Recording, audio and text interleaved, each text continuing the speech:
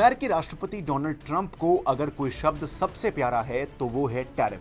Trump का tariff पूरी दुनिया को पहले ही तंग कर रहा है, लेकिन अब वो एक और भारी भरकम टैरिफ लाने की तैयारी कर रहे हैं, जिससे अमेरिका की इकोनॉमी आईसीयू में पहुंच सकती है। क्या है पूरी खबर, आइए जानते हैं विस्तार से।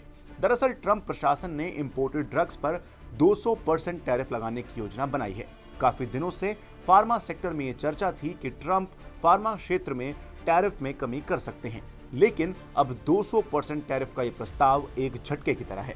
जानना यह भी जरूरी है कि इस टैरिफ से भारत के फार्मा सेक्टर पर भी असर पड़ सकता है।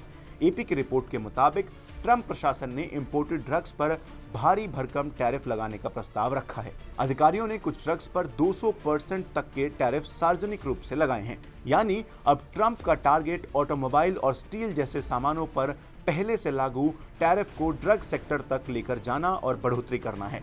यानी दशकों से कई दवाइयां जो अमेरिका में टैरिफ फ्री आती थी, अब उन पर भी खतरे के बादल मंडरा रहे हैं। चलिए ये भी समझ लेते हैं कि ट्रंप का 200% फार्मा टैरिफ का प्रस्ताव क्या है और इसे ट्रंप के अधिकारी कैसे सही ठहरा रहे हैं। टैरिफ के इस कदम को सही ठहराने के लिए ट्रंप के अधिकारी 1962 के व्यापार विस्तार अधिनियम की धारा 232 के तहत राष्ट्रीय सुरक्षा का हवाला दे रहे हैं। साथ ही उन्होंने ये भी कहा है कि कोरोना महामारी के दौरान देखी गई कमी और स्टोरेज के बाद डोमेस्टिक उत्पादन में बढ़ोतरी होनी चाहिए। अब ट्रंप प्रशासन के इस प्रस्ताव का क्या असर होने वाला है वो भी जान लीजिए। व्हाइट हाउस ने कंपनियों को एडजस्ट होने का समय देने के लिए 1 से 1.5 साल की देरी का सुझाव भी दिया है। कई कंपनियों ने पहले ही इंपोर्ट बढ़ा दिया है और स्टॉक तैयार कर लिया है। विशेषज्ञों का कहना है कि इस नीति से कीमतें बढ़ सकती हैं और सप्लाई चेन बाधित हो सकती है, यानी इससे अमेरिका की ही जनता पर भार पड़ेगा।